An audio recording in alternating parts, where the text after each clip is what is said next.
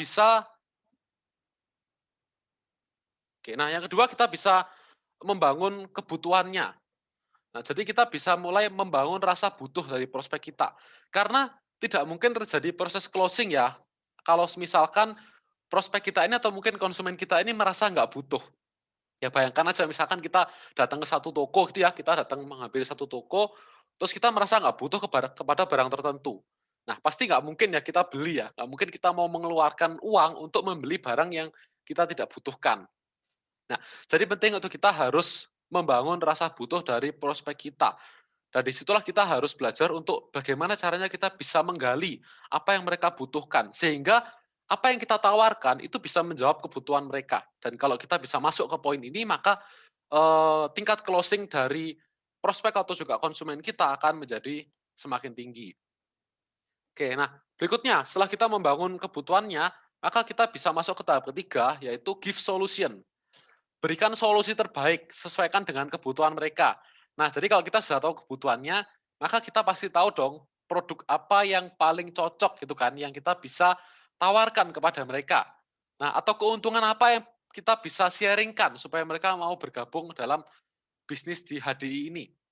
Nah, jadi kita bisa tawarkan solusi terbaik sesuai dengan kebutuhan dari prospek ataupun dari konsumen kita ya. Nah, setelah itu barulah kita melakukan yang namanya proses closing ini ya. Baru di tahap yang terakhir ini kita bisa mendapatkan orang yang mau membeli produk kita ataupun juga yang mau bergabung untuk menjadi rekan kerja dalam bisnis kita. Oke, nah jadi 4 tahapan ini sangat penting ya untuk kita bisa melakukan proses closing.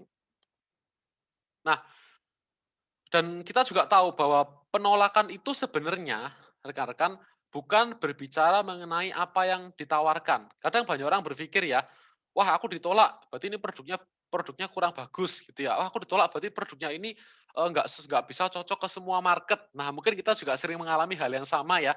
Atau mungkin kita dapat eh, sharing dari rekan kerja kita, mungkin ya waktu mereka mengalami penolakan, mereka sampaikan ke kita.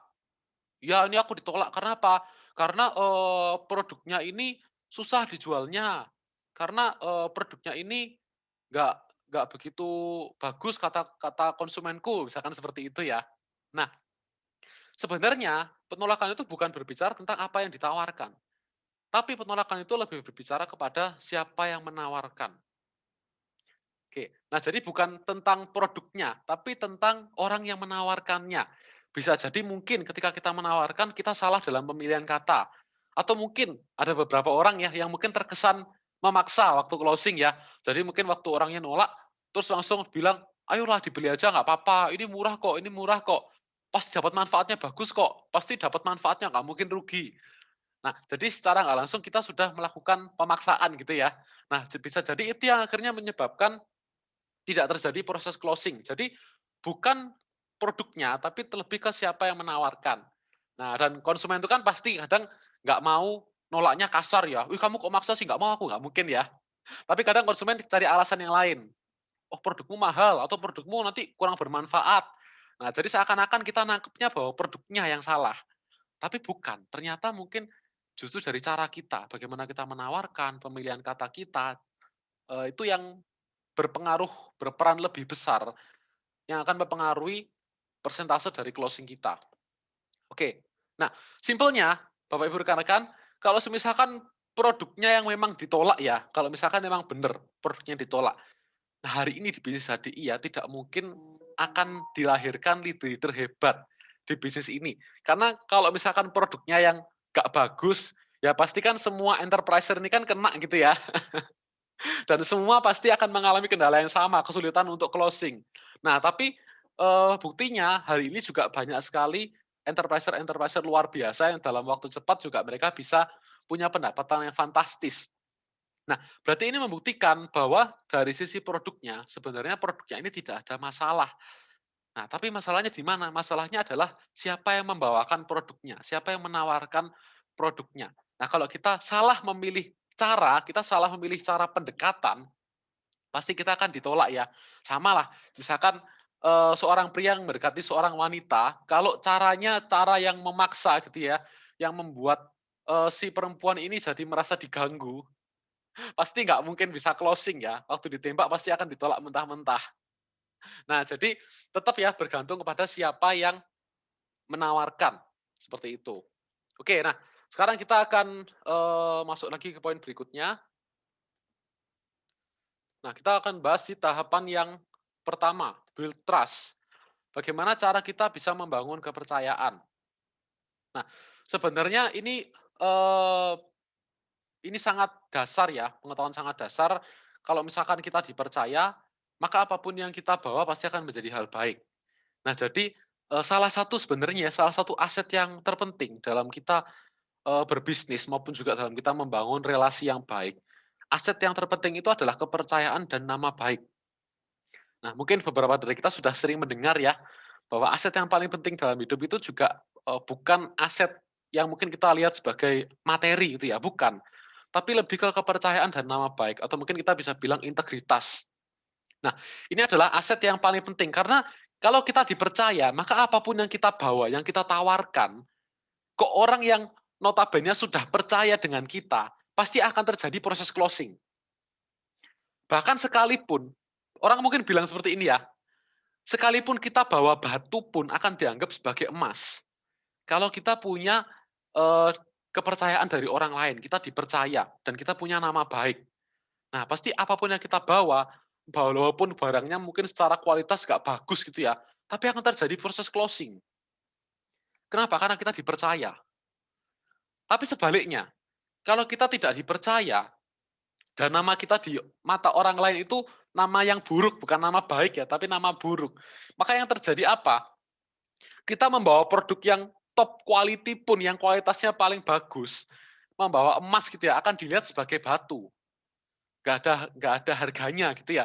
Padahal ini barang yang bagus, bermanfaat iya, benar, sangat bermanfaat, tapi ditolak.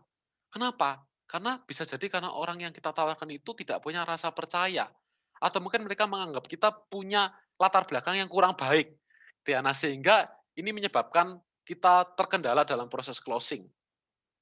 Nah, jadi, penting ya Bapak Ibu rekan-rekan untuk kita juga membangun rasa percaya yang baik, membangun integritas yang baik, bukan hanya kepada orang yang, mau kita closing. Nah, jadi jangan salah tangkap ya, kita jangan sampai berpikir membangun nama baik itu, cuma sekedar ke orang-orang yang kita mau closing aja. Nah, berarti ini kan tandanya, apa ya, 2 bermuka ganda gitu ya ibaratnya ya. Kita bersikap baik dengan orang lain, tapi dengan orang yang lainnya lagi, kita menjadi orang yang berbeda, misalkan seperti itu. Nah, jadi membangun rasa percaya dan nama baik itu harus ke semua orang, karena kita nggak pernah tahu loh, mungkin orang yang kita salahi jangan-jangan nanti bisa jadi calon prospek kita. Nah, waktu kita prospek, mereka menolak karena mungkin pernah terjadi hal-hal yang buruk ya, pengalaman yang buruk dulu. Mungkin pernah diperlakukan nggak baik, seperti itu ya. Nah, jadi, bangun attitude yang baik, integritas yang baik kepada siapapun yang kita temui. Nah, jadi, kita bisa mulai untuk mengubah karakter kita menjadi pribadi yang lebih baik, karena kita nggak pernah tahu calon prospek kita nanti bakalannya siapa aja kan kita nggak pernah tahu ya. Calon rekan aktif kita siapa aja kita nggak pernah tahu. Calon konsumen loyal kita siapa aja juga kita nggak pernah tahu. Nah, jadi, alangkah baiknya dari, saat ini ya, dari sekarang kita membangun karakter yang baik, attitude yang baik, sehingga setiap orang di sekitar kita bisa melihat kita sebagai orang yang punya integritas dan bisa dipercaya. Oke, nah, jadi kita bisa lihat ya, kalau kita mau melakukan proses closing ini, kita harus berfokus pada relasi, berfokus pada bagaimana kita bisa membangun hubungan. Nah, rasa percaya ini tidak akan terbentuk kalau tidak ada yang namanya relasi. Kalau kita nggak ada usaha untuk bisa membangun hubungan, membangun kedekatan, dengan orang tersebut, maka tidak akan pernah timbul rasa percaya. Nah, dan ketika kita membangun relasi ini, jangan hanya berfokus pada agenda kita apa. Nah, kadang banyak orang kan ketika bangun relasi, berkomunikasi nih misalkan, mereka hanya berfokus menceritakan apa yang mereka mau ceritakan. Dan mereka nggak pernah berfokus kepada apa yang orang lain mau dengarkan, atau mungkin juga orang lain mau ceritakan gitu ya. Jadi nggak berfokus kepada orang lain, nggak berfokus kepada prospek kita atau konsumen kita, tapi fokusnya cuma ke apa yang kita mau sampaikan sendiri. Nah, pernah nggak sih kita punya seorang teman gitu ya, punya teman, dan teman kita ini suka banget cerita tentang dia. Apa-apa cerita tentang dia. Terus setiap ketemu cerita lagi tentang dia. Nah, kira-kira respon kita gimana? pasti kan kita akan berpikir, "Ini orang kok sombong banget ya? Ini orang kok menjengkelkan banget ya? Apa-apa tentang dia, apa tentang dia." Kesannya kadang sombong, kesannya jadi orang yang tinggi hati gitu kan, apa-apa selalu cerita tentang dirinya sendiri. Nah, kalau misalkan nih kita mulai cerita tentang diri kita, langsung dipotong, langsung bilang gini, "Oh ya sama aku juga gitu." Terus cerita lagi tentang dia. Nah, lama-lama kan kita pasti jengkel ya, karena dia terlalu sering cerita sendiri tentang dirinya. Sebenarnya hal yang sama juga yang berlaku dengan, cara kita melakukan proses closing ini. Nah, kalau kita selalu bercerita tentang, agenda kita, mau kita apa, itu kan, apa yang mau kita sampaikan. Nah, orang itu akan terkesan menjadi terganggu gitu ya, merasa bahwa, "Orang ini kok annoying banget ya, kok mengganggu sekali ya." Selalu bercerita bercerita tentang dirinya sendiri. Nah, jadi ketika kita mau melakukan proses closing ini, kita harus menjelaskan bagaimana yang kita sharing-kan ini bisa menjadi manfaat buat mereka. Kita berfokus kepada agendanya mereka apa, seperti itu. Jadi bukan tentang kita, tapi tentang mereka. Nah, jadi ini, kita bisa belajar tentang cara membangun hubungan dengan efektif. Apa saja yang bisa kita lakukan untuk kita bisa membangun hubungan yang efektif dengan orang lain. Oh ya, nah salah satu kunci yang penting juga ya, rekan-rekan ketika kita membangun relasi, ini salah satu tipsnya ya, jangan pernah takut untuk menyapa dan juga langsung memanggil nama mereka. Ya, jadi kalau misalkan kita ada sharing nih ke salah satu orang, misalkan namanya Bu Indah. Nah, biasanya juga untuk orang-orang yang mungkin kaum kaum milenial ya, kadang kan ada perasaan sungkan ya untuk panggil nama ya. Nah, kita nggak apa-apa, panggil aja namanya, tapi dengan sopan ya. Misalkan kita bilang, "Oh ya, Bu Indah apa kabar? Bu Indah gimana kabarnya? Bu Indah kondisi keluarga gimana?" Nah, karena ketika kita menyebutkan nama mereka, mereka ini, jadi merasa seperti diperhatikan, namanya diingat, dan juga mereka merasa dihargai. Kenapa? Karena nama itu kan identitas dari orang ya. Nama adalah identitas dari setiap orang. Kalau kita bisa menyebutkan nama mereka dan kita sebutkan dengan rasa sopan ya pastinya ya, dengan sopan dan menghargai, maka yang terjadi apa? Mereka juga akan merasa dihargai. Nah, dan ini bisa menjadi salah satu titik, eee, hubungan yang baik antara kita dengan prospek ataupun dengan konsumen kita. Oke, nah kita masuk tentang cara membangun hubungan yang baik. Seperti apa caranya? Nah, yang pertama kita bisa dengan cara mendengarkan. Nah, jadi, kalau kita berfokus kepada agenda mereka, maka salah satunya adalah kita harus belajar untuk mau mendengar. Nah, kenapa? Karena pada dasarnya setiap orang itu cenderung suka bercerita daripada mereka mendengar. Orang itu lebih suka untuk mengungkapkan isi hatinya apa, menceritakan apa yang ada di pikirannya dibandingkan dengan mendengarkan apa yang ada di pikiran orang lain.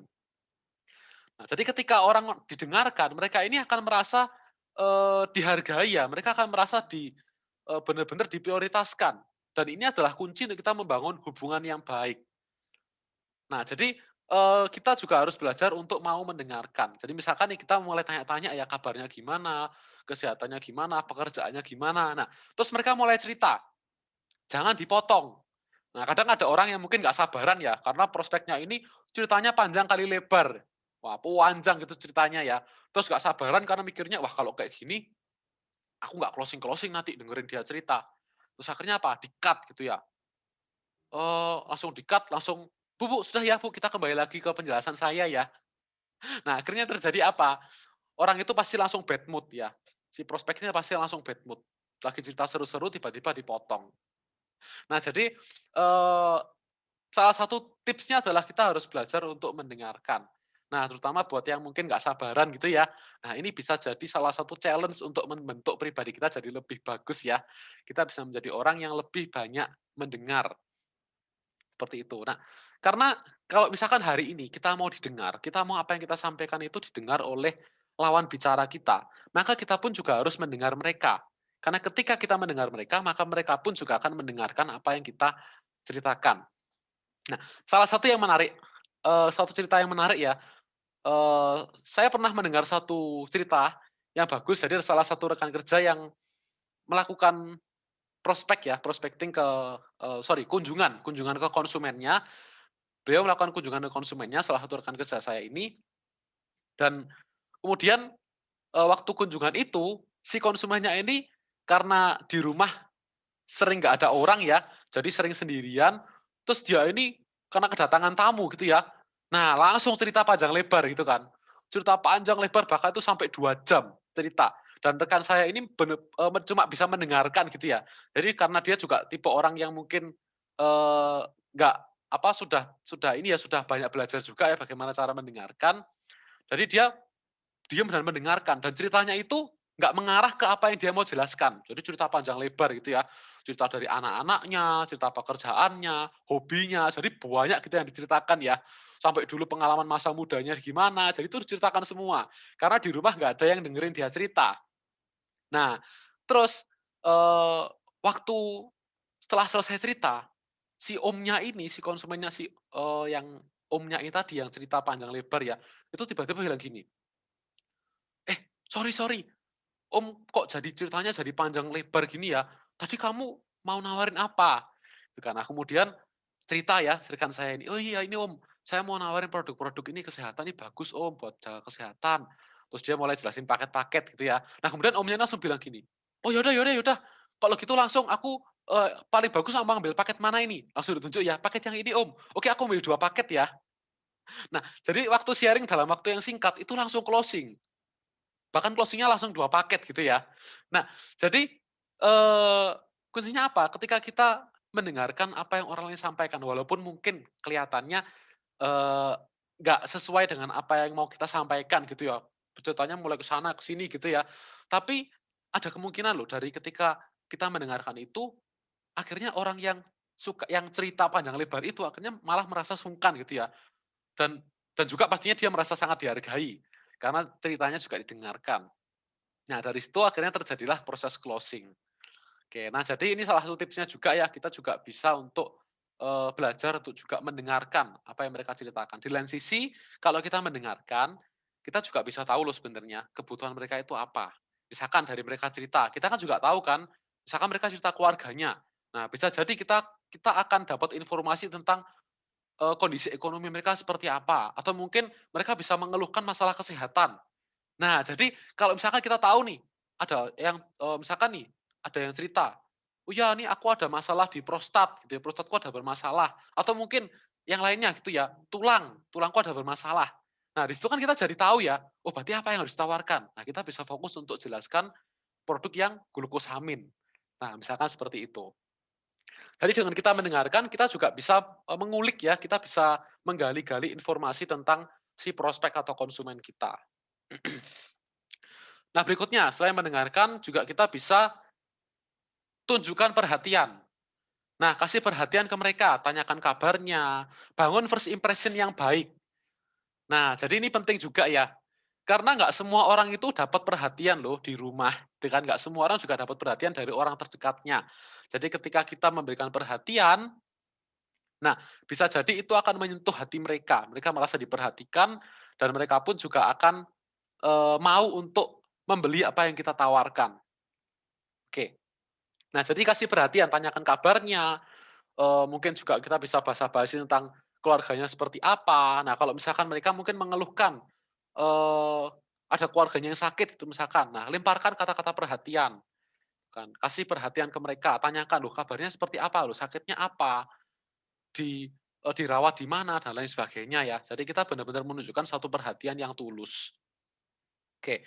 Nah, selain itu juga jangan lupa untuk berikan pujian dan penghargaan. Nah, selain perhatian, ini juga yang jarang orang temui ya hari-hari ini ya. Nah, kita dalam keluarga pasti jarang menemukan, dipuji ataupun diberikan penghargaan. Nah, jadi, ini bisa jadi trik jitu untuk kita bisa melakukan proses closing. Jadi ketika kita bertemu dengan prospek atau konsumen kita harus cari-cari alasan gitu ya, gimana caranya kita bisa memberikan suatu pujian atau menghargai mereka. Nah, karena kalau kita mau untuk dihargai, maka kita pun juga harus menghargai. Ada salah satu golden rules yang bagus ya di bisnis HDI. Jadi kalau kita ingin orang lain memperlakukan kita dengan, cara tertentu, maka kita juga harus memperlakukan mereka dengan cara tersebut. Nah, jadi kalau kita mau diperlakukan baik dengan orang lain, maka kita juga harus memperlakukan mereka dengan baik. Kalau kita mau dihargai oleh orang lain, maka kita juga harus menghargai orang lain. Oke. Nah, jadi ini adalah 3 cara untuk kita bisa membangun rasa percaya. bisa membangun trust dari prospek kita ataupun juga dari konsumen kita. Dengan kita menerapkan tiga hal ini ya, ini sangat efektif untuk kita membangun rasa percaya mereka. Mereka merasa didengarkan, mereka merasa diperhatikan, mereka mendapatkan pujian dan penghargaan, dan mereka pun akan punya kedekatan tersendiri dengan kita melalui tiga hal yang kita lakukan ini. Nah, kalau mungkin rekan-rekan di sini nggak percaya, bisa coba terapkan sendiri ya. Nanti pasti akan terjalin hubungan yang baik. Nah, jadi kalau kita nggak ada relasi, no relation, maka juga nggak ada transaksi ya, no transaction, dan kalau kita nggak ada transaksi, maka tidak akan terjadi bisnis. No relation, no transaction, no business. Oke, nah, dan ini juga sebenarnya mirip-mirip ya. Ibaratnya lah, kalau misalkan seorang perempuan baru ketemu dengan orang laki-laki, baru aja ketemu dengan seorang laki-laki, terus si laki-laki ini tidak pernah membangun relasi apa-apa, nggak pernah ngobrol gitu ya, tiba-tiba langsung ditembak. Nah, kira-kira diterima atau enggak? Nggak mungkin ya, pasti ditolak mentah-mentah. Walaupun mungkin orang bilang love is blind, cinta itu buta, tapi ya nggak mungkin sebuta itu ya. Sampai nggak kenal pun juga diterima, nggak mungkin. Nah, pasti harus ada relasi dulu, baru bisa terjadi proses closing. Oke, berikutnya. Yang kedua, building needs, membangun kebutuhannya. Jadi setelah kita eh, membangun rasa percayanya mereka, kita membangun relasi, setelah itu juga kita bisa mulai membangun kebutuhan. Nah, dan hal yang sama yang tadi sudah kita bahas, banyak orang itu tidak suka mendengarkan, hanya suka berbicara dan membicarakan kebutuhan sendiri tanpa belajar untuk memahami kebutuhan orang lain. Dan kita nggak boleh menjadi tipe orang yang seperti itu, yang hanya sekedar bercerita, kemauan kita apa, kita pengen jelasin apa, nah kita sekedar cerita tapi tidak pernah mendengarkan. Karena kalau kita tidak mendengarkan apa yang orang lain ceritakan, maka yang terjadi apa? Kita tidak bisa memahami apa yang mereka butuhkan, apa yang mereka mau. Sehingga closing kita ini tidak akan menjadi closing yang efektif. Nah, jadi kita harus mulai membangun kebutuhannya dulu. Dan yang paling penting adalah bertindaklah sebagai konsultan, bukan sebagai penjual. Nah, seorang penjual itu adalah orang yang hanya menjelaskan apa yang dia jual dan tidak belajar untuk memahami apa yang konsumennya mau. Gitu ya. Jadi pokoknya jual, jual dan jual. Nah, dan sering yang terjadi adalah seorang penjual ini lebih sering untuk bercerita dibandingkan mendengarkan. Nah, tapi kita harus bertindak sebagai seorang konsultan. Konsultan itu kerjanya apa sih? Pasti konsultan itu kalau kita menemukan seorang konsultan gitu ya, nah pastikan konsultan ini akan tanya-tanya dulu kan, masalahnya apa, ya mungkin problemnya dalam hidupnya itu apa, ceritanya gimana, konsultan kan akan tanya dulu kan. Dan setelah itu si orang yang mau dikasih konsultasi ini akan bercerita. Nah, kemudian apa yang dilakukan seorang konsultan? Apakah konsultan akan memotong ceritanya?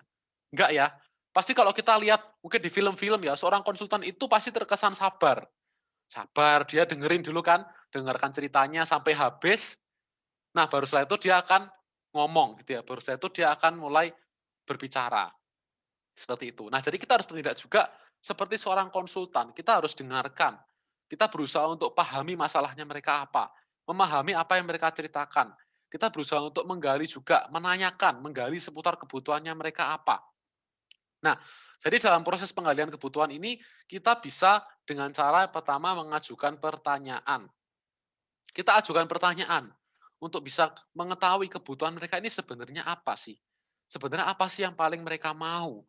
Nah, sehingga kalau kita tahu, proses closing-nya pun jadi lebih efektif ya, lebih tepat guna. Oke. Nah, untuk menggali kebutuhan ini, kita bisa mengacu kepada piramida dari Abraham Maslow. Nah, di sini kita bisa mempelajari tingkatan kebutuhan setiap orang, dari tingkatan kebutuhan yang paling dasar sampai tingkatan kebutuhan yang paling tinggi. Nah, yang paling dasar apa? Tingkatan kebutuhan yang paling dasar itu ada di piramida paling bawah, yaitu di piramida fisiologis. Nah, inilah tingkatan kebutuhan yang paling dasar. Nah, fisiologis ini meliputi apa saja? Kita bisa lihat ya di bagian yang kanan, itu ada makanan, minuman, tidur, kesehatan, ya pakaiannya adalah kebutuhan dasar dari setiap manusia. Nah, kalau kita mau menggali untuk masalah fisiologis ini, kita juga bisa mengajukan beberapa pertanyaan. Misalkan, kita ajukan pertanyaan, kerjanya di mana? Nah, misal ya, karena kalau kita tahu pekerjaannya seseorang gitu ya, kerjanya di mana atau mungkin sudah kerjanya sudah berapa lama. Nah, kita paling nggak kan kita bisa mengukur kan, kira-kira pendapatan yang mereka terima per bulannya ini berapa. Nah, kita kan bisa tahu ya.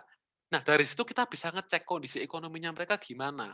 Atau mungkin buat anak-anak yang, milenial ya, yang mungkin lagi prospek ke orang-orang yang masih kuliah. Nah, kita bisa tanyakan mungkin orang tuanya kerja apa.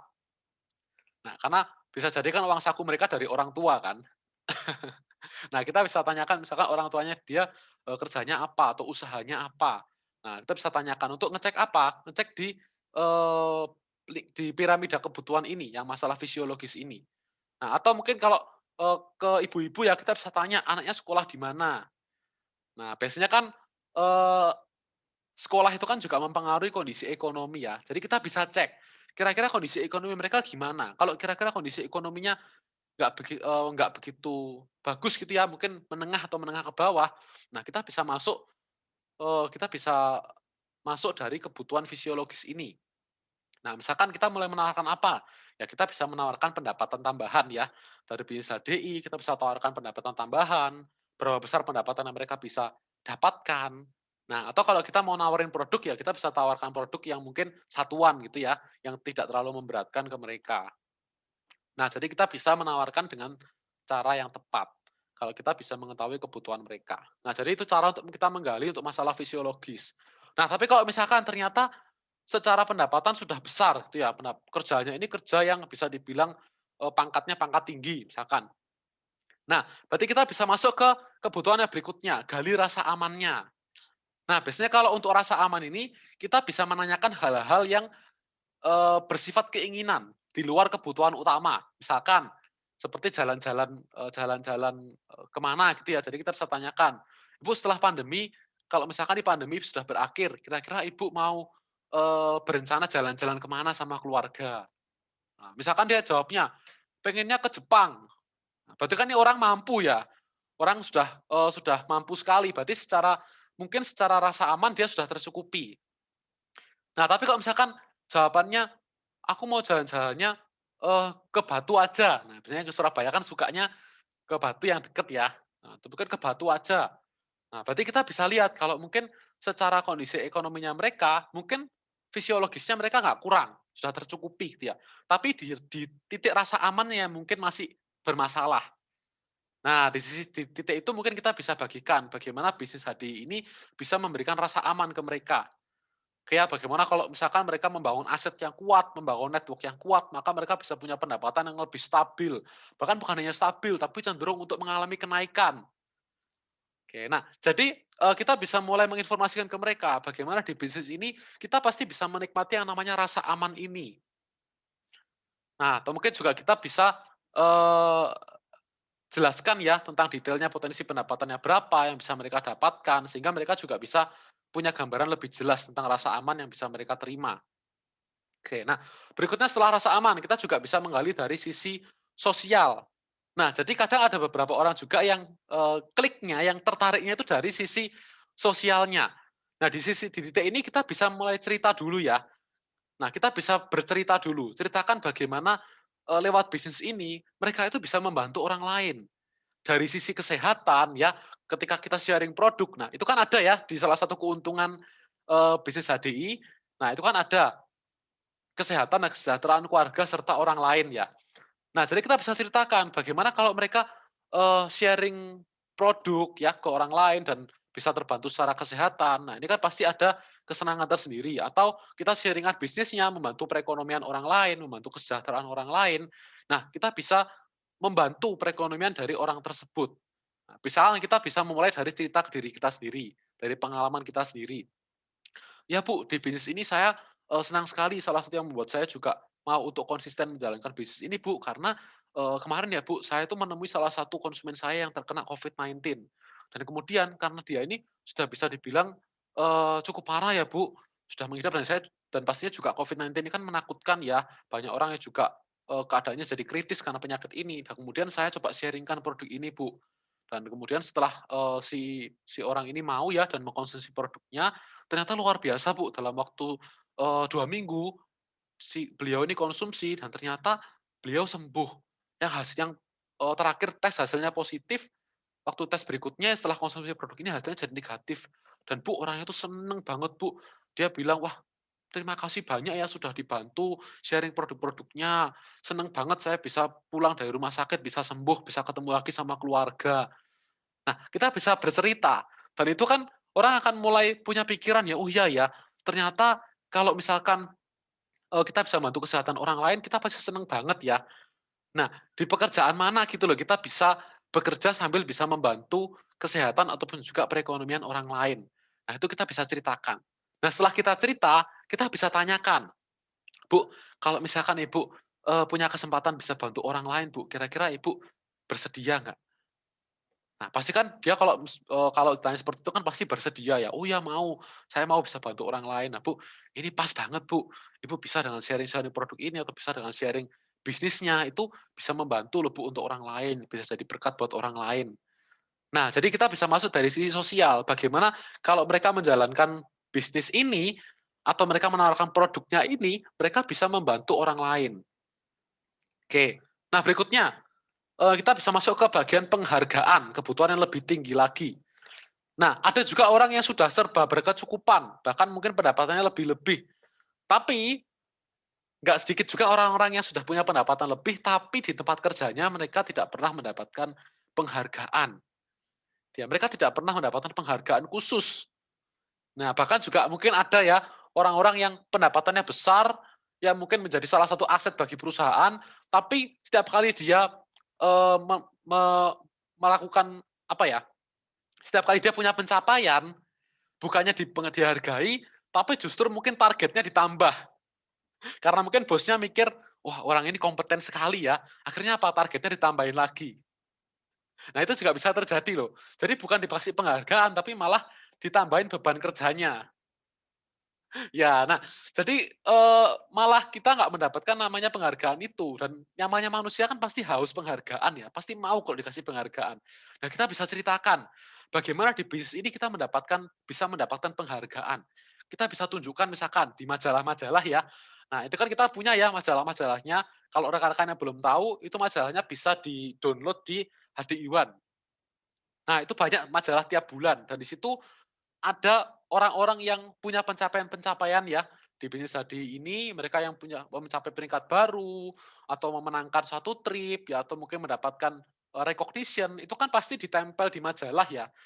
Nah, pasti akan ditaruh di situ. Nah, itu kita bisa tunjukkan, orang-orang yang punya penghargaan yang juga sudah ditempel di majalah, atau mungkin beberapa orang yang sudah di-recognition, yang mendapatkan piala, yang mendapatkan penghargaan dari HDI. Nah, atau Cash Award, yang mendapatkan Cash Award, yang dapat trip gratis. Nah, itu kita bisa sharing-kan. Nah, jadi kita bisa jelaskan ke prospek kita ini, bagaimana mereka pun juga bisa mendapatkan penghargaan yang sama.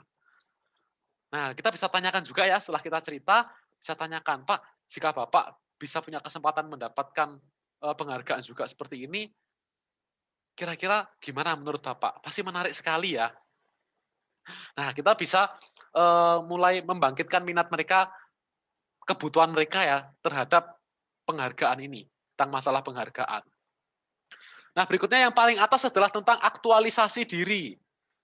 Nah, jadi aktualisasi diri ini lebih seperti ke pengakuan publik, dan ini juga ada di HDI. Pakai apa caranya? Nah, kita bisa ceritakan tentang bagaimana mereka bisa menjadi founder dari SMA Selamat Pagi Indonesia. Nah, ini keuntungan sekali, Bapak Ibu rekan-rekan. Kita punya sekolah gratis, yang mana setiap orang yang bisa menempati peringkat minimal Diamond Leader ya, itu kita bisa menjadi salah satu founder dari SMA Selamat Pagi Indonesia. Dan ini luar biasa sekali. Nah, kita bisa menjadi founder yang sekaligus membantu anak-anak yatim piatu, dan membantu menumbuhkan sumber daya manusia masa depan anak-anak di Indonesia. Nah, ini kan luar biasa ya. Kita bisa sharing-kan tentang sekolah gratis kita seperti apa, bagaimana kita membantu anak-anak ini. Dan kemudian kita bisa ceritakan ke mereka bahwa, di HDI ini kita bisa punya kesempatan untuk menjadi founder dari sekolah gratis tersebut. Nah, mungkin kita juga bisa tunjukkan videonya, tentang video sekilas tentang SPI ya. Nah, nanti, Bapak Ibu rekan-rekan bisa tanyakan juga ke upline yang mengundang ya, mungkin ke rekan-rekan yang mengundang, untuk bisa tahu videonya, sekilas cuplikan dari Sekolah Selamat Pagi Indonesia.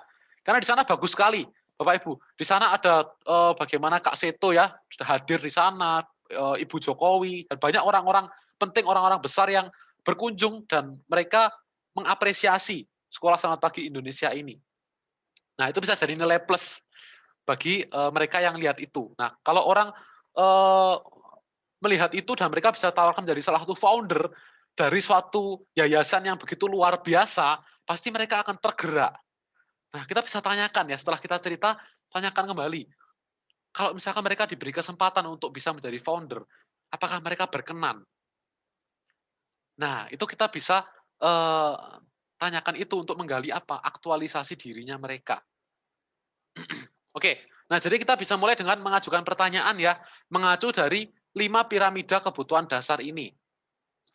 Kemudian setelah itu, setelah kita mengajukan pertanyaan, jangan lupa untuk mendengarkan. Nah, jadi kalau kita sudah tanya, otomatis kita harus mendengarkan dong. Kita harus mulai pasang telinga lagi. Pasang telinga untuk memahami kebutuhan mereka apa.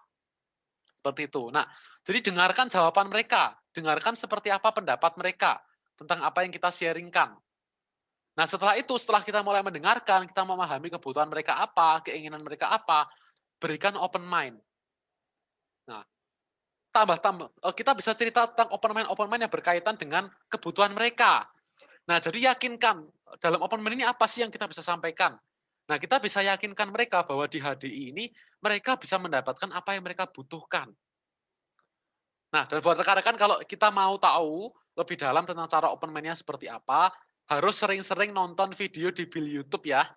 Jadi kita punya channel YouTube sendiri, namanya Bill YouTube. Nah, nanti Bapak Ibu rekan-rekan bisa berkunjung ke sana, bisa di-subscribe dan nyalain loncengnya ya, gambar lonceng yang di sebelahnya subscribe itu supaya dapat informasi terbaru. Nah, itu bisa di-subscribe, kemudian bisa ditonton video-video di sana. Banyak sekali video open mind. Nah, itu kalau kita pelajari, maka kalau kita ketemu dengan konsumen atau prospek dan kita mau open mind, itu jadi lebih gampang.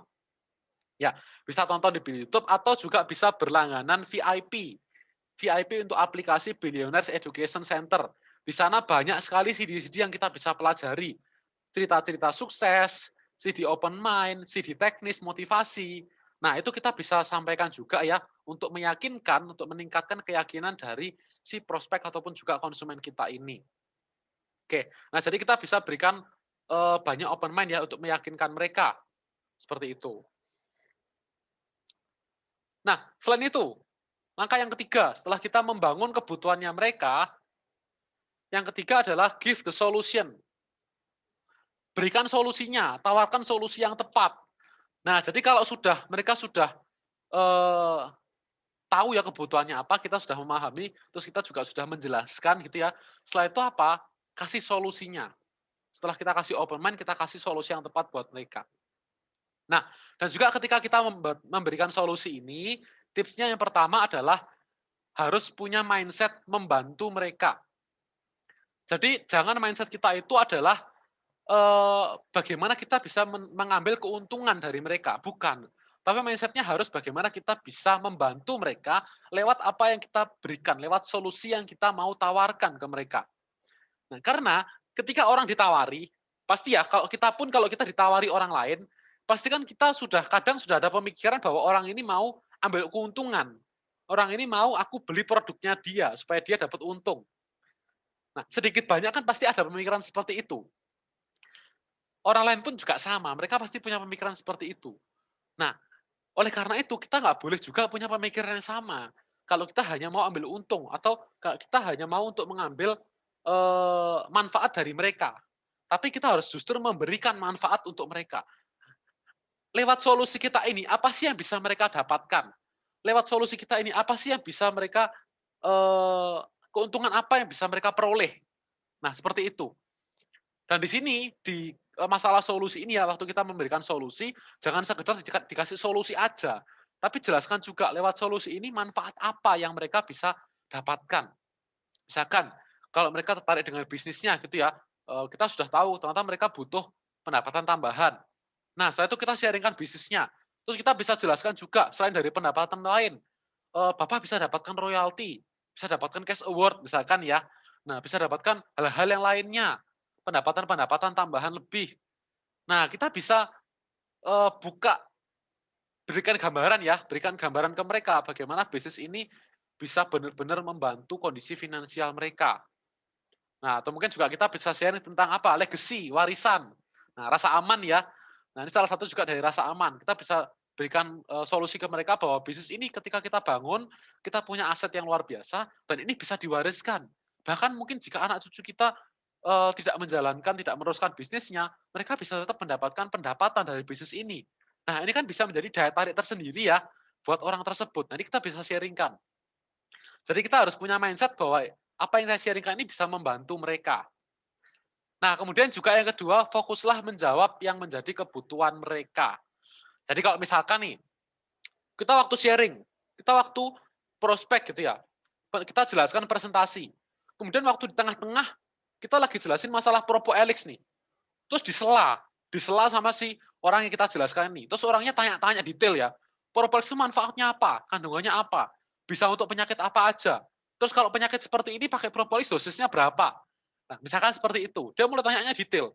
Jangan kita potong gitu ya. Kita fokusnya ke keinginan kita. Kita potong. Pak, nanti saya jelaskan lagi ya nanti ya. Yang penting sekarang ini saya jelaskan dulu sampai selesai, baru setelah itu nanti Bapak saya jawab.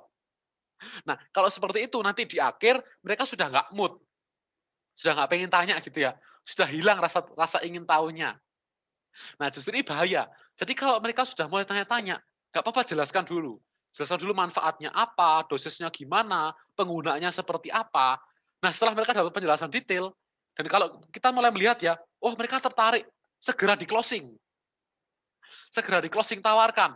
Pak, mungkin Bapak mau saya bantu untuk transaksi di produk ini, sekaligus saya bantu untuk pendaftarannya, Pak. Nah, jadi kita bisa langsung closing di situ. Kalau mereka sudah mulai kelihatan tertarik ya di situ ya.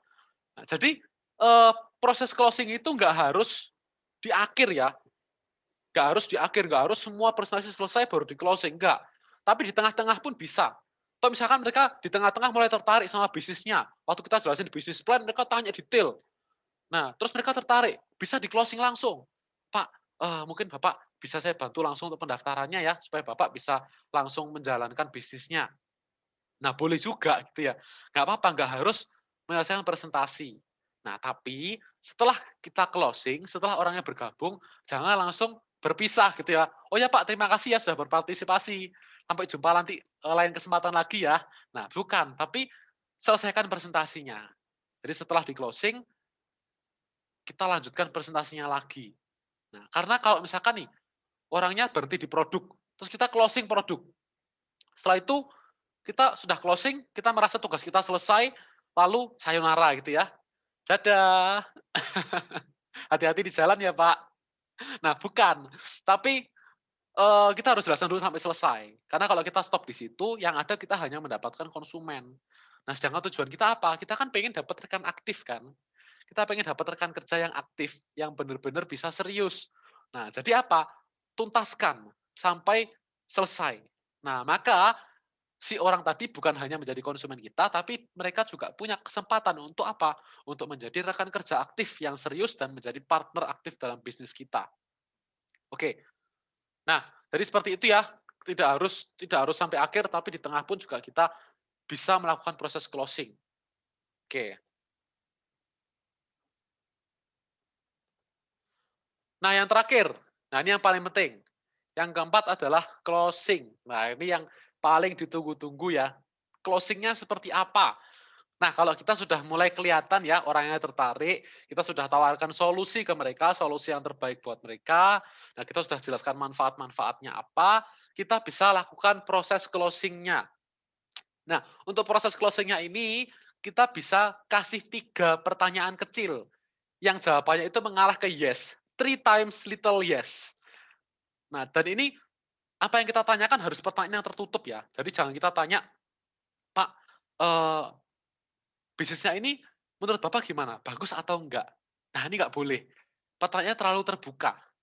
Nah, jadi nggak boleh kita tanya bagus atau enggak. Nanti orang justru akan cenderung menjawabnya apa? Enggak, gitu ya. Sama lah ibaratnya gini, kalau kita berurusan dengan seorang bayi, terus kita tanya ya, mau atau enggak? Nah, bayi itu kan kadang seringnya jawabnya kan pertanyaan terakhir ya. Kata-kata terakhir yang keluar yang dijawab kan. Nah, itu sebenarnya sama psikologis orang juga seperti itu. Kalau kita tanya iya atau enggak, nanti orang itu punya psikologis akan cenderung menjawab tidak. Nah, jadi kita berikan 3 times little yes, kasih pertanyaan tertutup. Contoh, pertanyaannya seperti apa? Misalkan kita bisa tanyakan seperti ini, "Ibu, produk Polen dengan kandungan yang sangat lengkap dan harganya Bu ini hanya 2.700 per butir. Berarti produk ini murah kan Bu?" Nah, berarti kan mereka nggak punya opsi lain ya. Jawabannya pasti mengarah ke iya. Nah, atau mungkin kita bisa tanyakan lagi, "Bu, di kondisi COVID seperti ini Bu, pastikan sangat penting ya untuk kita mengkonsumsi produk-produk dengan kandungan gizi yang lengkap. Nah, benar ya Bu ya? Pasti penting sekali ya Bu?" Nah, pasti kan jawabannya mengarah ke iya. Benar ya? Terus juga, "Bu, kalau kondisinya seperti ini, kita membutuhkan kandungan antioksidan yang tinggi Bu. Dan luar biasa ya Bu, kandungan antioksidan yang tinggi ini ternyata ada dalam Propoelix. Jadi ini kalau dikonsumsi produknya tepat sekali ya Bu." Nah, jadi intinya kita mengarahkan mereka untuk menjawab ya, ya, dan ya. Nah, atau mungkin dari sisi bisnisnya, kita bisa tanyakan seperti apa, "Bu, dengan potensi pendapatannya sebesar itu, berarti menurut Ibu, bisnis ini pasti sangat layak dijalankan ya Bu?" Atau mungkin kita bisa tanyakan, "Nah, berarti Bu, kalau misalkan Ibu bisa punya pendapatan sebesar ini Bu, menurut Ibu, bisnis ini pasti adalah bisnis yang sangat menarik kan Bu?" Nah, jadi kita tanyakannya harus menjurus ke jawaban iya. Oke? Nah, ini yang disebut 3 times little yes. Nah, kalau kita sudah mendapatkan 3 jawaban iya dari mereka, baru kita masuk ke big yes-nya. Nah, ini yang closing yang sebenarnya di sini ya. Jadi kalau tadi itu ibaratnya kita tuntun dulu. Tuntun dulu pelan-pelan ya. Setelah mereka sudah masuk, baru kita langsung masukkan ke big yes-nya. Kita langsung mulai eksekusi ya. Eksekusi. Nah, jadi kita bisa tanyakan, "Bu, boleh ya saya bantu untuk proses pendaftarannya? Sekaligus saya bantu untuk transaksikan untuk produk yang Ibu butuhkan." Nah, jadi kita bisa langsung tawarkan untuk mereka bisa segera bergabung. Nah, ini yang kita sebut dengan big yes. Seperti itu. Nah, jadi 4 tahapan ini ya rekan-rekan yang bisa kita terapkan dalam kita melakukan proses closing dengan efektif. Oke, nah sekarang setelah kita melakukan proses closing, kita misalkan sudah mendapatkan rekan kerja. Nah, ini ada proses closing tambahan juga. Nah, jadi ada proses closing tambahan, yaitu closing efektif. Bertujuan untuk apa? Jadi closing yang ini ya bertujuan untuk meningkatkan probabilitas dari rekan kerja kita ini bukan hanya sekedar bergabung, tapi menjadi rekan kerja yang benar-benar aktif. Nah, atau mungkin kita biasa sebut dengan nama second closing. Nah, second closing ini bertujuan apa? Kalau closing itu tujuannya supaya mereka mau bergabung. Tapi kalau second closing tujuannya adalah supaya mereka mau untuk aktif dan serius menjalankan bisnisnya. Nah, ini yang kita sebut dengan second closing. Nah, untuk second closing ini sebenarnya kita juga bisa lakukan di saat kita sudah melakukan closing ya. Jadi setelah closing orangnya bergabung, langsung kita bisa lakukan proses second closing ini. Caranya apa? Kita bisa mengajukan 4 pertanyaan. Nah, jadi kita bisa lebih hemat waktu ya. Kita nggak perlu lagi melakukan second closing lagi. Gitu ya. Jadi lebih menghemat waktu dan memastikan rekan kerja kita ini pasti mau aktif dan serius menjalankan bisnis di HDI. Oke, nah untuk pertanyaannya ini apa aja? Yang pertama, nah kita bisa tanyakan, jika kamu bergabung di bisnis ini, kira-kira berapa pendapatan yang layak sehingga sesuai dengan waktu yang kamu luangkan, sehingga layak dengan waktu yang kamu luangkan. Nah, jadi kita tanyakan targetnya mereka. Kita tanyakan bayangannya mereka itu pengen punya pendapatan berapa. Nah, pertanyaan yang pertama ini akan membuat prospek kita itu punya pandangan tentang target pendapatan yang mau dia terima itu berapa. Jadi kita seakan sudah menggali impiannya mereka, impian jangka pendeknya mereka. Targetnya mereka ini berapa yang mereka mau dapatkan. Nah, jadi kita nggak perlu suruh-suruh mereka, "Ayo kejar 5 juta, 10 juta," enggak ya. Tapi kita minta komitmennya mereka sendiri. Berapa yang mau kamu dapatkan? Berapa yang mau kamu hasilkan di bisnis ini? Nah, misalkan setelah mereka menjawab dengan nominal tertentu ya, kita bisa masuk ke pertanyaan berikutnya. Yang kedua, berapa banyak waktu yang akan kamu gunakan dalam seminggu untuk mencapai pendapatan itu? Nah, di pertanyaan ini, kita akan membuat prospek kita itu mulai memikirkan ya, dia akan mulai memikirkan waktunya berapa lama yang dikerjakan, komitmen waktunya dia ini berapa lama yang mau diberikan per minggunya, dan meminta waktu mereka secara halus. Ya, dibandingkan kita harus maksa-maksa gitu, "Ayo prospek, ayo ini bikin daftar nama, ayo ngundang," gitu ya. Nah, dengan cara ini kita bisa memastikan mereka bahwa mereka benar-benar memanfaatkan waktu mereka untuk bekerja. Nah, kita tanyakan, berapa waktu yang mau digunakan, yang mau diluangkan dalam seminggu untuk mencapai pendapatan itu. Nah, jadi mereka yang memutuskan sendiri, bukan kita yang minta-minta.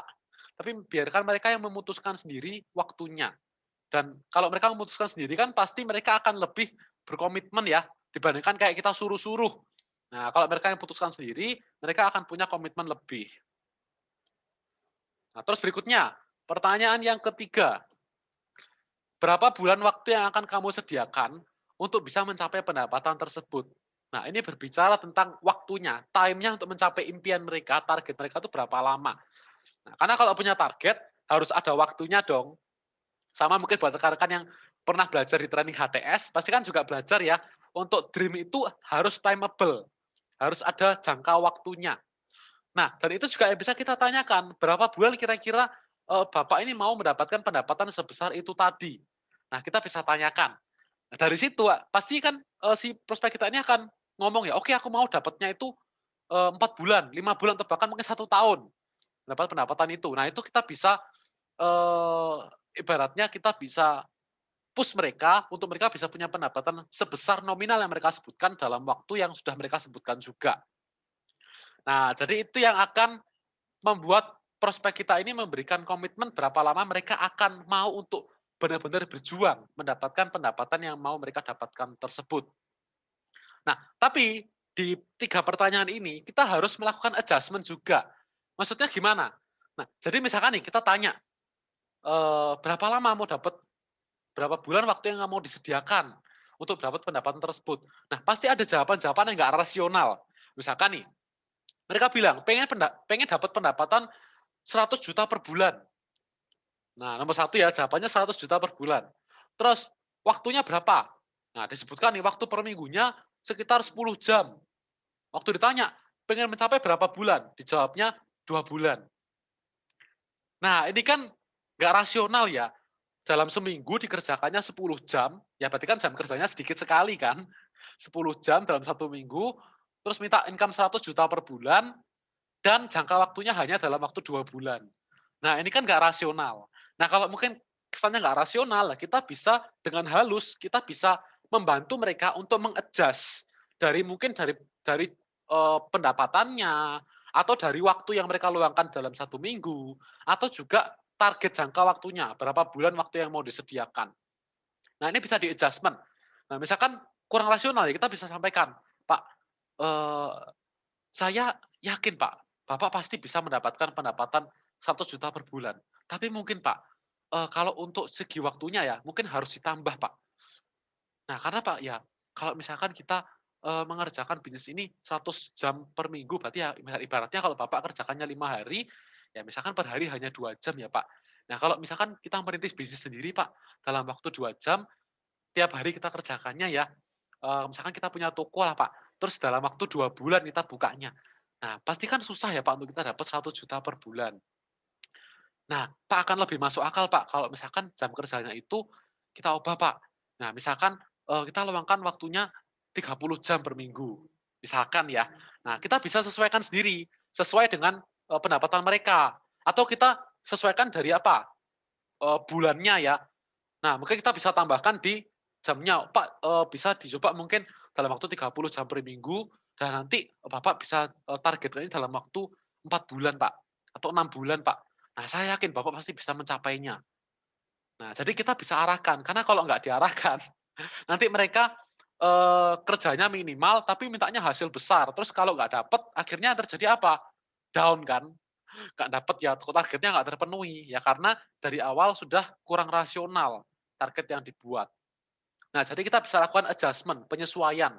Kita lakukan penyesuaian supaya apa yang mereka sampaikan itu dari target pendapatan, waktu yang diluangkan, sampai juga jangka waktunya itu sesuai, gitu ya, rasional. Nah, setelah semuanya rasional, barulah masuk ke tahapan yang keempat. Nah, kita tanyakan, jika kamu bisa mendapatkan hal itu, jika Bapak bisa mendapatkan pendapatan sebesar itu, kira-kira Bapak maukah untuk memulai bisnis ini dan langsung saya bimbing? Saya berikan bimbingan secara langsung. Nah, tawarkan komitmen mereka untuk mau dibimbing ya, untuk mau langsung di-mentoring dan mau untuk mengikuti sistem yang ada.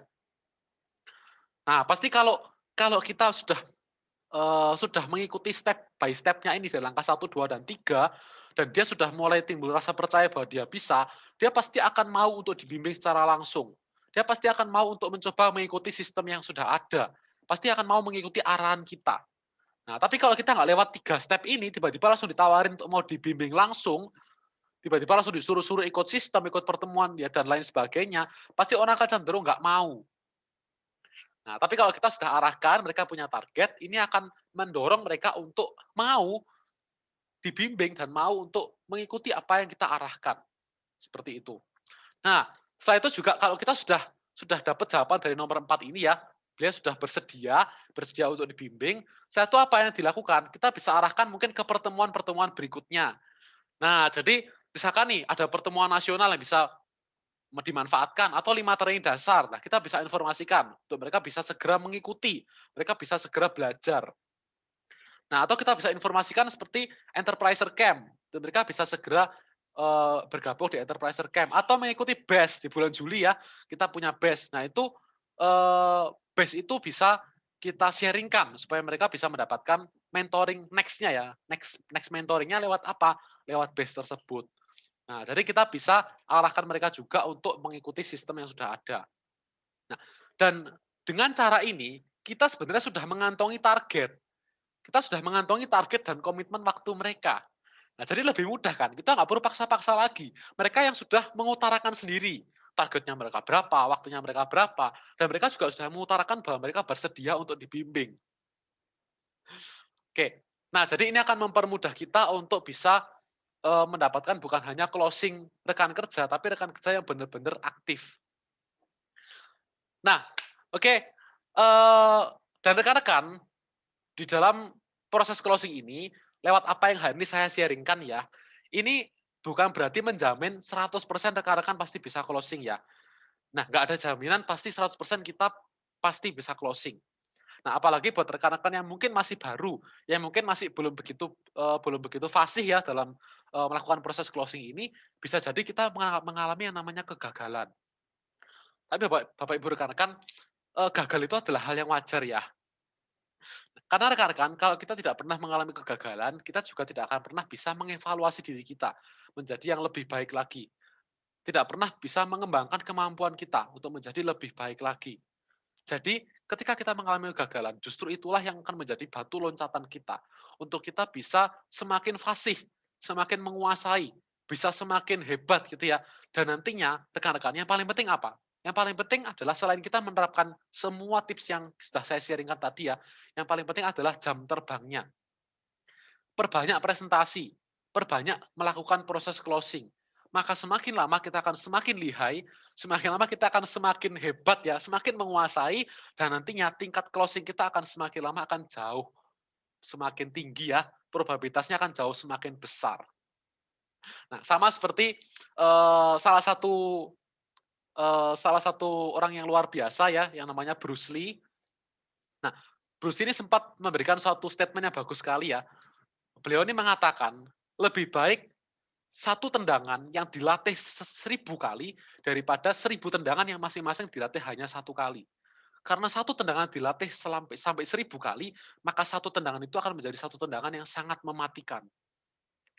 Nah, jadi hal yang sama, kalau kita melakukan proses ini berulang-ulang kali, maka apa yang terjadi? Kemampuan kita akan semakin hebat, dan tingkat closing kita akan jauh semakin luar biasa. Nah, jadi semakin kita gagal, justru disitulah tandanya semakin kita mendekati kesuksesan kita. Oke, nah satu cerita terakhir ya dari saya sebelum kita menutup sesi kita juga pada pagi hari ini. Jadi ada salah satu orang yang sangat berpengaruh ya, yang hari ini juga menjadi orang yang mencetuskan salah satu teknologi yang luar biasa. Nama beliau adalah Soichiro Honda. Nah, ini tokoh yang luar biasa ya, dan ada satu cerita yang menarik dari beliau ini. Jadi pada waktu beliau kecil, beliau itu sempat belajar ya untuk berenang, mau belajar untuk berenang, dan beliau minta diajari oleh teman-temannya. Nah, karena teman-temannya ini jahil ya, jahil banget teman-temannya, akhirnya teman-temannya ini bilang, "Kamu kalau mau bisa berenang, caranya mudah. Kamu minum air yang banyak, ya, isi dirimu dengan air yang banyak, setelah itu kamu langsung, berenang. Nanti kamu akan bisa mengapung dan akan mudah untuk berenang. Apa yang terjadi? Soichiro Honda melakukannya, karena beliau dengan begitu polosnya dan punya keinginan besar untuk bisa berenang, akhirnya dilakukan. Dan yang terjadi apa? Ketika dia masuk ke sungai, dia belajar untuk berenang, yang terjadi adalah tenggelam, nggak bisa berenang. Nah, berikutnya, eee, dia komplain ya ke temannya, "Wah, kok aku nggak bisa berenang, kok aku malah tenggelam?" Nah, sekarang temannya bilang, "Oh ya, karena kamu salah, bukan hanya minum air, tapi kamu juga harus makan ikan, eee, makeda kalau nggak salah. Namanya kalau nggak salah, makeda. Nah, jadi kamu harus makan ikan ini. Nanti kalau kamu makan ikan ini, kalau kamu sudah makan ikan ini banyak ya, nanti otomatis kamu akan ahli dalam berenang." Nah, seneng kan ya, Soichiro Honda seneng banget dapat tips yang menarik. Terus dia makan ikan itu sebanyak-banyaknya, dia mancing, dia masak ikannya, dia langsung makan. Setelah itu apa? Dia langsung lompat untuk berenang. Yang terjadi apa? Dia tenggelam lagi. Nah, terus dia komplain lagi sama temennya, "Kamu kok gitu sih? Kamu kok suka bohongin aku? Ayo ajari aku benar-benar caranya gimana?" Dan kemudian apa yang terjadi? Temannya terus memberikan tips-tips yang salah pada Soichiro Honda ini, sehingga dia berulang kali dia harus tenggelam, tenggelam, dan tenggelam. Tapi luar biasanya apa? Soichiro Honda ini tidak pernah berhenti mencoba. Sampai pada akhirnya yang terjadi apa? Kemudian setelah begitu banyak percobaan yang gagal yang dia lakukan, kemudian di percobaan yang sekian kali yang cukup banyak ya, akhirnya dia berhasil untuk berenang. Dan luar biasanya, dari peristiwa itu dia terus kembangkan kemampuan berenangnya dan sampai suatu titik dia berhasil memenangkan kompetisi renang, menjadi juara satu. Luar biasa ya. Nah, apa sih yang mau kita petik dari cerita ini? Nah, kunci dari keberhasilan kita adalah bagaimana kita mau untuk konsisten melakukannya. Kita mau konsisten untuk berusaha, sekalipun mungkin kita gagal, sekalipun mungkin kita belum mendapatkan titik cerah ya, keberhasilannya ya, kita masih ditolak, tapi nggak apa-apa, justru kegagalan itu akan menjadi pengalaman berharga yang kita bisa evaluasi dan membuat kita menjadi pribadi yang jauh lebih baik, jauh lebih menguasai, dan jauh lebih hebat. Oleh karena itu, segera kita terus kembangkan diri kita terus latih diri kita, jangan pernah berhenti ya, sekalipun kita gagal, sekalipun mungkin kita belum berhasil hari ini, tapi tetaplah mencoba, maka di satu titik nanti kita akan berhasil, kita akan bisa meng-closing, dan saya percaya kita akan mendapatkan rekan-rekan aktif yang luar biasa. Dan rekan-rekan di sini pun saya percaya akan segera ada di titik kesuksesan kita semua. Oke? Ya, nah rekan-rekan mungkin sekian ya dari sesi kita pada pagi hari ini. Dan sebelum kita mengakhiri sesi kita ya, saya ingin sedikit ini ya, membagikan tentang pertemuan-pertemuan terdekat yang Bapak Ibu rekan-rekan juga bisa manfaatkan ya untuk ke depannya. Nah, ini kita bisa lihat ya pertemuan-pertemuan terdekat apa yang nantinya kita bisa manfaatkan. Oke, kita sama-sama lihat dulu ya sebelum kita akhiri sesi kita hari ini. Nah, ini yang pertama, akan ada push spesial. Nah, ini luar biasa ya, pembicara pun juga orang-orang yang hebat. Nah, ini juga dua rekan kerja saya sekaligus juga mentor saya yang sangat luar biasa, Bapak Yulianus Anugrah, Eksekutif Keren Indonesia, dan juga Pak Rezeki Panjaitan, Star Diamond Indonesia, yang akan diadakan di hari Selasa, tanggal 25 Mei ya, yaitu besok hari 2021, jam 2 siang. Nah, jadi sama seperti jam kita hari ini ya, jam 2 siang, bisa diikuti via Zoom. Ini luar biasa sekali ya, akan dibahas seputar potensi bisnis dari HDI. Jadi rekan-rekan bisa mengundang prospeknya ya untuk bisa mendengarkan potensi yang luar biasa ini dan juga bisa mengundang semua rekan kerjanya supaya mereka juga bisa semakin fasih ya dan semakin memahami tentang peluang luar biasa dari bisnis HDI. Oke. Nah, berikutnya juga akan ada spesial coaching and mentoring juga ya untuk para enterprise manager. Nah, di sini juga saya sendiri akan membawakan ya. Untuk sesi ini akan diadakan di hari Rabu, tanggal 26 Mei ya 2021 pukul 7 malam. Nah, ini akan ada coaching mentoring for enterprise manager. Nah, berikutnya juga ada sesi yang menarik yaitu workshop untuk impian. Ya, jadi ada nih ya, luar biasa sekali, build your dream, build your future. Nah, kita tahu ya salah satu yang menggerakkan orang untuk bisa berhasil adalah dari impian. Jika orang punya impian, punya target, maka mereka akan punya arah.